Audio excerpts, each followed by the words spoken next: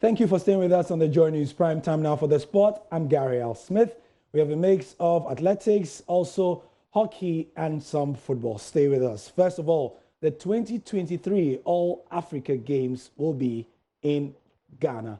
And in preparation for that, George Lutrot believes that the people, the folks handling the preparation, are doing a disservice to the nation. Why is he saying that? Here he is. So I'd like to congratulate the government for taking a bold step to host the 2023 All-African Games.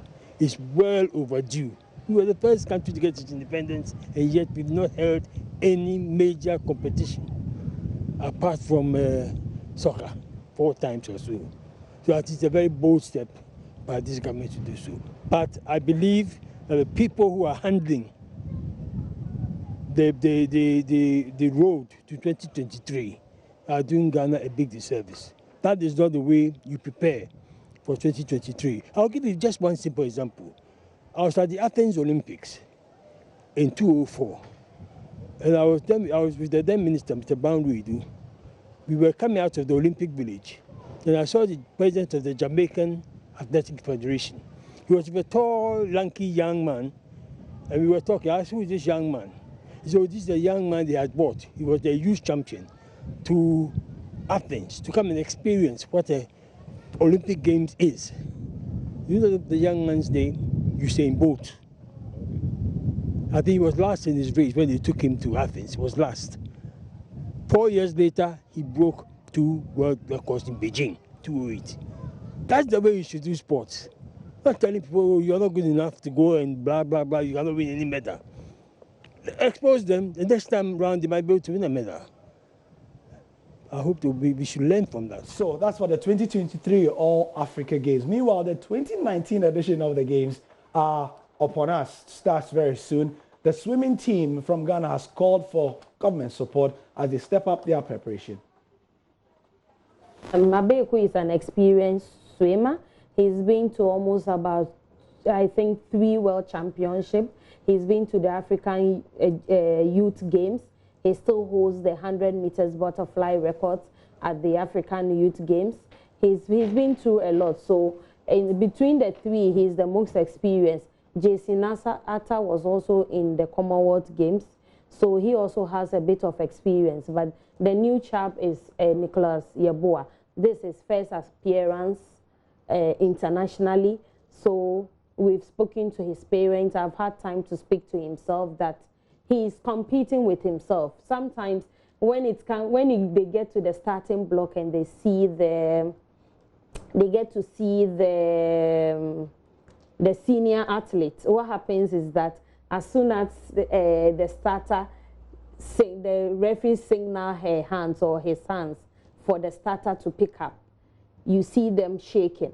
So what we've told them that when you are on the starting block, just look at your lane and be focused on whatever you are doing. Don't get distracted from your lane, whatever lane, the opposite lane you find yourself.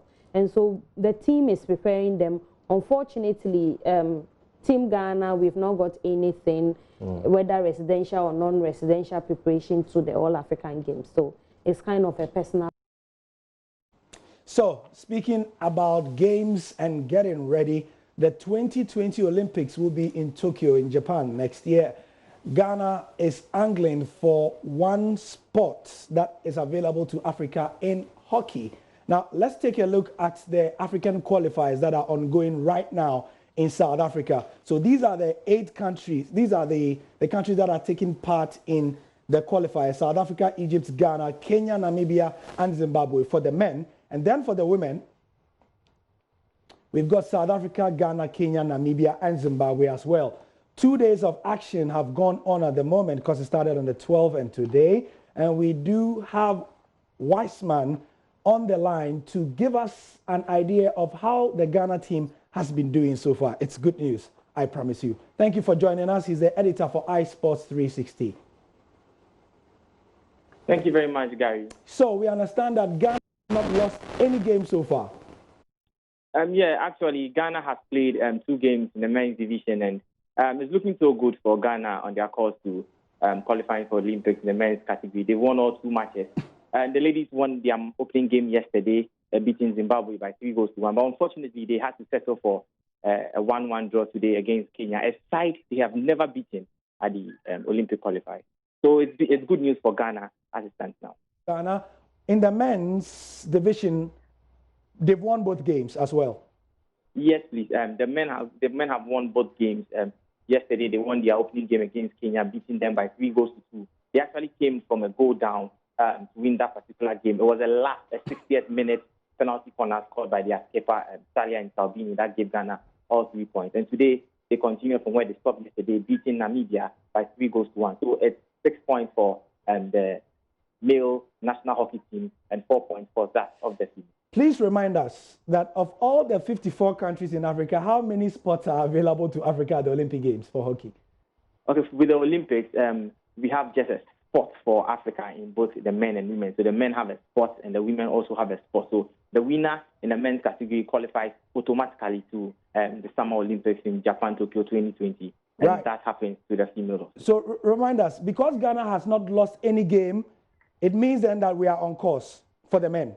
Yeah, the men have not lost a game. And quite unfortunately, South Africa and Egypt have also not lost a game. So we are all tied up there, 6 points.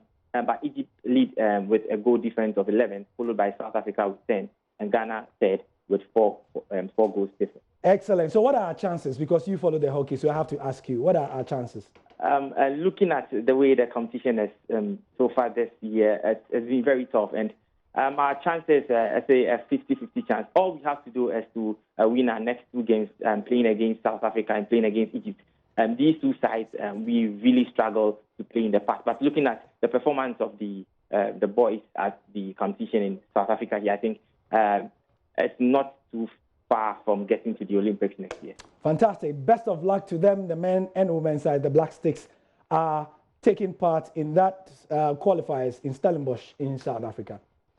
Finally, though, you might have heard in the last 2 hours, it was confirmed by the Sierra Leone Football Association that Silas Tete is the new coach of the Leone Star, which is the Sierra Leonean national team. As you can see on myjoyonline.com, he previously was a caretaker, and now he's been, after a rigorous search, the Sierra Leonean FA says that they are handing the Ghanaian the job. His job is to take them to the next Africa Cup of Nations in Cameroon and also possibly to the next World Cup. So congratulations to Silas Tete, and we wish him the best of luck. That's the sport for now.